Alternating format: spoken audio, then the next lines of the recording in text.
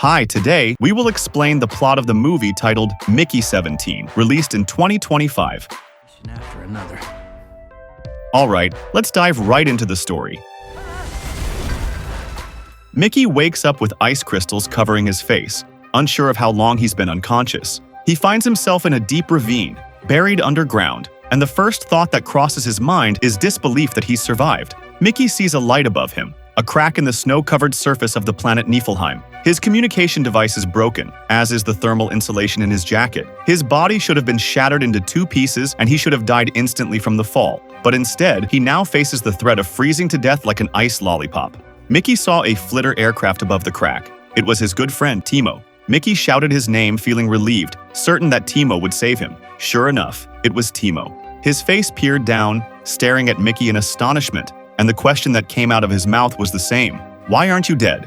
Timo descended the wall of the hole using a rope, but he didn't go all the way down to where Mickey lay stiff and freezing. He landed on a narrow ledge several meters above Mickey. Timo said he found Mickey's flamethrower in the recess and wanted to take it. Even if Mickey was injured, it didn't matter. After all, Mickey's body would be recreated later. Besides, the rope wasn't long enough to reach the bottom. Before leaving, Timo asked Mickey in a light tone how it felt to die, a wide grin spreading across his face. Mickey cursed softly, feeling that his friend was truly despicable. Mickey didn't have time to dwell on his anger, as several creepers had appeared in front of him. He hoped the large creepers would swallow him whole. That would be better than freezing to death slowly. How many times is this? The fat, multi-legged creepers fell, rolled, and slid through the snow, stopping right in front of his face. Its mouth, which was just a hole surrounded by tentacles, opened, and instantly Mickey regretted his desire to be swallowed whole. Mickey's pale body emerged from the cylindrical device. They printed it every time he died. All his data was stored for a new body. His memory updated periodically, including his traits and personality, then implanted back into his brain. This was highly advanced technology. Body printing and memory transplantation sparked debates about philosophy, ethics, and religion, leading to its ban on Earth and restriction to outer space for the expendables, people like Mickey. Essentially, Mickey's job is to do things no one else wants to do. He is assigned dangerous missions, And religious, such as being left in a vacuum due to exposure to unimaginably high levels of radiation. Instead of caring for him, they observe his symptoms and study the effects on his body, particularly how long it will take for the radiation to kill him.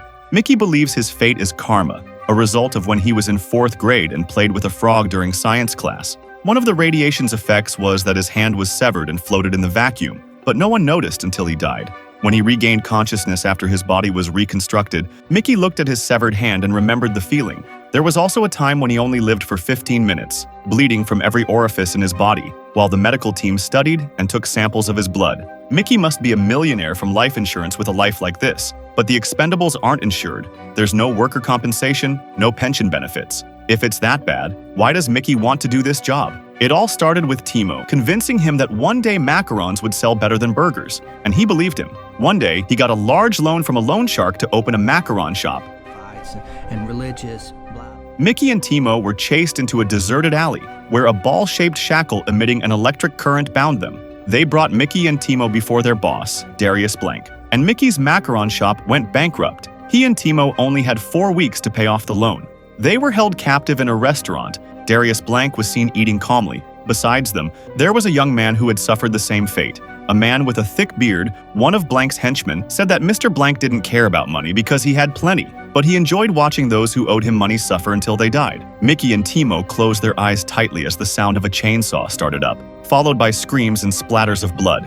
The bearded man added that the young man had tried to escape from Mr. Blank, but he was caught in Mongolia 4 days ago, so anyone who missed the payment deadline would be chased to the ends of the earth. That was what drove Mickey and Timo to leave Earth and join the Niflheim mission, an expedition to create a new colony on an alien planet. Mickey was among the long line of people waiting to board. A reporter reported on the expedition's recruitment, with the expedition leader being former Congressman Kenneth Marshall, who had lost the last 2 elections. Marshall's die-hard supporters also signed up to join the expedition. Mickey submitted his form and wrote "Expendables" in the application column. The woman reviewing his form asked Mickey if he was sure he wanted to apply for that job. Mickey should have read the form carefully, but the problem was, he had no certifications or skills. Unlike Mickey, Timo managed to secure a job as a flitter pilot. The sound of the chainsaw was still ringing in Mickey's ears. He had to go to a place where that sound wouldn't be heard anymore, far out into space. A red-haired woman explained the job to Mickey, but he was distracted by the scent of her hair, which brought back old memories. The woman showed Mickey a tank called a cycler, where organic waste produced by the spacecraft was collected, purified, and recycled. Some of the processed material was channeled into a printing machine, becoming raw material for human bodies. After Mickey died and was approved by the committee, the machine would print a new version of his body within 20 hours. That's some crazy technology, man. She then instructed Mickey to change into a special suit, though Mickey didn't pay attention to her explanation. Mickey felt as though all his senses were focused on his nose, like a déjà vu of a familiar scent. Mickey was laid on a rail, as the woman would perform a biological data scan to begin the process of printing his new body. After scanning, she would upload Mickey's memories, known as a personality backup. Mickey had to do this once a week to prevent any gaps when they reprinted his body. The woman inserted Mickey's memory storage box into the machine. Mickey was also injected with a special serum that flooded his brain with old memories. One of them was a memory from when he was a child. His mother was driving when Mickey pressed a red button on the dashboard and their car crashed. It's very advanced. The woman approached Mickey, who was crying over his memories, then handed him a gun and ordered him to shoot himself in the head as the final condition to become an expendable, because from that moment on, Mickey had to get used to dying. From then on, Mickey began his 4.5-year journey as Mickey 1. He lived in a spaceship, ate rationed food, and wore a gray uniform identical to everyone else's. On the first day, he began to doubt his own decision. All the tables in the dining hall were full. But the atmosphere was eerily quiet until Kenneth Marshall and his wife Ilfa arrived, at which point everyone erupted into cheers. That was the first time Mickey met Nasha Berridge, and they eventually became a couple. I began the 4.5-year. Kenneth Marshall emphasized that their top priority was to conserve food resources until they reached Niflheim to maximize survival rates. All sexual activities were prohibited. They would build a new colony and populate the planet Niflheim. For Mickey, 4 years would feel like 40 years without Nasha. Nasha had been by his side during the toughest times. Mickey believed Nasha was his soulmate. If she hadn't joined the expedition, none of this would have happened. Mickey enjoyed his routine of taking care of Nasha, an elite agent. He didn't know what she saw in him, but he was grateful for it. Life on the plane was actually quite tedious. Mickey kept getting asked the same question over and over. What does it feel like to die? Despite that, Mickey was proud. His work made him feel like part of the team. When they arrived at Niflheim, Mickey was the first to set foot on the snow-covered planet. He removed his helmet and took a deep breath, as instructed. Inside the plane, Mickey vomited blood. It turned out there was a deadly virus in the air. They repeatedly disposed of Mickey's body into the cycler and recreated his body until they finally found the vaccine. Thanks to Mickey 12, 13, 14, 15, and 16, they can now walk around Niflheim without oxygen masks and breathe freely. One day, Mickey, Kai, Jennifer, and Bazooka explored Niflheim, equipped with flashlights and weapons. They entered a large ice cave and looked around inside, but suddenly Mickey slipped into a not-too-deep hole. Kai immediately jumped down and helped Mickey get out. Kai fell silent, her attention drawn to something else. She noticed a small hole like a mouse hole in the rock wall and approached it slowly. From the hole emerged a fat, round creature resembling a many-legged worm. The creature jumped toward her and bit her pants, then fled when fired upon with bullets. They left the place quickly, but Jennifer didn't move. She heard a squeaking sound and saw that the creature was also above her head, in the cavities near the cave ceiling. Jennifer reflexively fired upward, knocking down the ice, which then fell on her. Marshall was furious that Jennifer was dead. Shouldn't it have been Mickey? An expendable who could be sacrificed. According to Marshall, the creature enjoyed preying on humans and was terrifying, which is why he named it Creepers. As punishment, Mickey's food ration was cut in half. His work shift doubled to 14 hours a day for a week until he returned with a creeper sample. In the midst of the wind and cold snow, Mickey was only given jelly candies delivered by Timo using a flitter. While enjoying his candy, the snow beneath his feet gave way, and Mickey fell into a ravine, everything going dark. Burn. We got the vaccine. That's how he ended up in the ravine, wondering why he wasn't dead, even in this 17th cycle. He hated dying, and now this giant creeper was going to eat him. When Mickey came to, his body was still lying on the ground. He thought he was in a medical lab, having just come out of a printing machine, but no. Mickey was still Mickey 17, and instead of devouring Mickey, the giant creeper dragged him by its tail, unsure where it was taking him. It seems like Mickey is getting closer to the creeper's nest. Tiny creepers jump onto his chest and watch it with their small eyes. Like puppies, the little creepers nibble on his gloves as if playing. More and more large creepers carry Mickey. moving slowly, and Mickey is a little annoyed that he isn't being eaten. Is his meat no longer tasty after being molded repeatedly? It turns out the creepers are helping Mickey out of the ravine. Then they return to the ground, leaving Mickey cold and lost.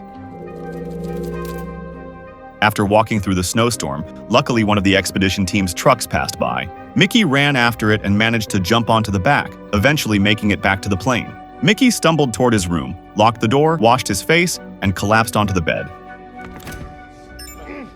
However, he wasn't alone. On his bed, there was another Mickey, Mickey 18. Apparently, they thought Mickey was dead because Timo reported that the creepers must have eaten him.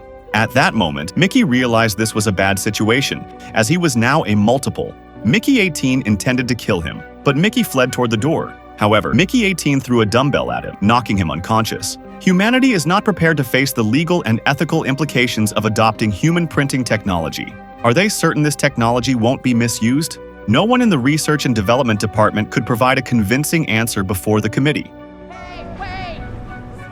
Worse still, one of the masterminds behind human printing, Alan Manikova, turned out to be a certified psychopath. Suspicions about Manikova began with a series of brutal murders of homeless people. There was only one eyewitness, but their testimony accurately described Manikova's face. The police were certain they had found the culprit, but Manikova had an alibi. At the time of the murders, he was preparing to appear on a science show for children, dressed up and watched by many people. But the police didn't give up. They raided Manikova's house with 2 pairs of handcuffs and found something shocking. There were 2 Manikovas. One might be responsible for the murders, and the other was a living alibi. The secret was revealed. Manikova had cloned herself without the company's knowledge. Now the world was faced with an unprecedented dilemma. Were both of them criminals working together, or was one acting under the orders of the other? Were they separate individuals, or 2 parts of a single entity? Those questions remain unanswered when another tragedy strikes. As the 2 Manikovas are locked in an interrogation room, another homeless person is found dead, and a third Manikova emerges. The term multiples is coined, whether by a sleazy reporter or a respected professor, and immediately takes root in the collective human psyche. Multiples were seen as an abomination that shattered the natural order. One soul should only have one body. From a moral and religious perspective, human cloning was a grave sin, and multiples were the work of the devil. Former Congressman Marshall spoke before a committee, acknowledging that multiples were an abomination, yet seeing an opportunity in them. He proposed a pragmatic solution: conduct human cloning experiments far from Earth, on another planet, under strict supervision. Each expedition would only be allowed to have one cloned individual, labeled expendable, ready to be sacrificed. On the other hand, if another case of multiples emerged, every copy must be completely destroyed, mind and body, to maintain public order. Mickey's head was throbbing, and Mickey 18 placed his unconscious body into a trash bin to be disposed of in the cycler. Even his own insane version feared becoming multiples. Mickey 18 was unaware that Mickey had regained consciousness. When he turned around, he saw Mickey holding a dumbbell aloft, intending to strike.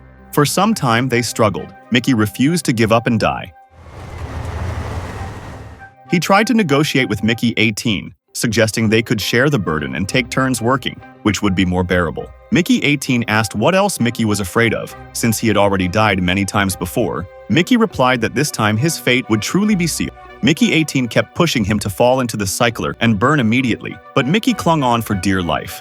Suddenly, the sound of whistling echoed. Footsteps approached, and Mickey 18 hurriedly searched for a place to hide. It turned out to be Timo, who had come to make a deal with someone. He had secretly sold oxazofol as a narcotic. Mickey 18 suggests they kill Timo, as Timo is the one who got him into debt and spent most of the borrowed money. Mickey 18 emerges from hiding and greets Timo. When Timo is distracted, Mickey 18 pushes him toward the cycler, but Timo holds on tightly to the wall. Mickey 17 charged at Mickey 18 from the side, then reached out to help Timo escape. At that moment, Mickey 18 pulled his leg and they exchanged blows until they rolled around. Timo saw Mickey 18 at the mouth of the hole and begged him to help. Organic waste produced in the spaceship. But Mickey 18 instead extended a metal rod with a red-hot burning tip. Before Mickey 18 could push Timo down, Agent Zeke came down the stairs and Mickey 17 immediately fled and hid. Mickey 18 explained to Zeke that Timo had fallen accidentally but was okay. Mickey 18 silently threatened Timo not to say anything, then pulled him out of the hole. Timo repeated the story to Zeke, saying he was throwing away trash and tripped and fell. Mickey 17 witnessed everything from between the pipes and was shocked to see Nasha, his girlfriend, there. Mickey 17 then followed Mickey 18 and Nasha secretly, but Preston, Kenneth Marshall's assistant, stopped him. Apparently, Mickey 17 was invited to eat with Marshall, and though he didn't want Nasha to be with Mickey 18, the prospect of eating tenderloin steak was more appealing to him. Mickey 17 ate heartily while Marshall and Ilfa watched him from across the table. Suddenly, Kai entered the room and sat next to Mickey. Ilfa expressed her condolences for Jennifer's passing, who was Kai's close friend. After the meal was served for Kai, Marshall and Ilfa stated that Kai was the perfect candidate for Niflheim's natural childbirth program. Kai sarcastically asked Marshall if she was just a womb in their eyes, but Marshall and Ilfa denied it, saying they only wanted to create the best human race. Before eating, Kai wanted to pray for Jennifer, but she choked up and couldn't continue. Marshall took over, and Ilfa began humming spiritual songs. Soon, they held hands and sang loudly together. But Mickey starts coughing, covering his mouth with his hands. And soon he vomits, prompting Marshall to call for medical help.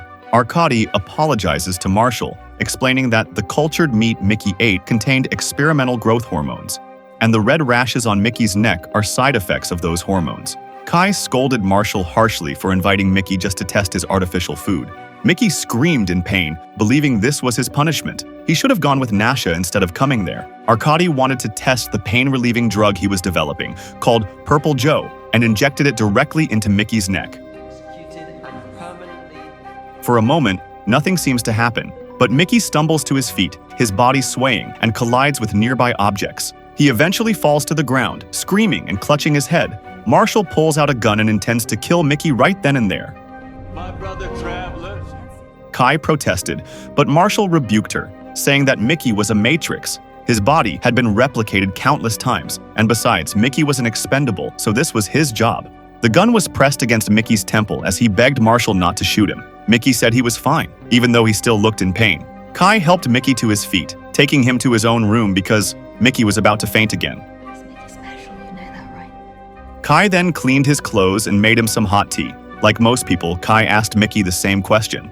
What does it feel like to die? Mickey understood that Kai had lost Jennifer, and he honestly admitted that death felt terrifying, and he had always hated it. His body felt better, so Mickey 17 walked angrily to his room. He was confused about how to explain to Nasha that the man with her wasn't him. To his surprise, when he arrived at his room and met Nasha, his girlfriend didn't seem surprised at all. Virus in the air. Apparently, Mickey 18 had already told her everything. Mickey 18 and Nasha looked dazed. Mickey sniffed Nasha and saw an oxazole capsule on the table. The two Mickeys started arguing, and Nasha intervened between them. Fights and religious. Blah. She said she didn't mind the multiple Mickeys at all. Suddenly, Kai entered and saw the two Mickeys with Nasha. Kai intended to bring the drink she had prepared earlier for Mickey. Everyone fell silent. The atmosphere became awkward. Then Kai turned and left without saying a word. Nasha then followed Kai. Kai intended to report the incident because multiples were a serious violation. But Nasha convinced Kai to abandon her plan. Kai negotiates, suggesting that they split the two Mickeys to date, 17 for her and 18 for Nasha. But Nasha refuses outright. While Nasha talks with Kai, Mickey 17 tells her what happened when he was invited to dinner by Marshall with Mickey 18. Mickey 18 was furious upon hearing the story, believing Mickey 17 to be a loser. As 18 calmed down, he told 17 it wasn't his fault.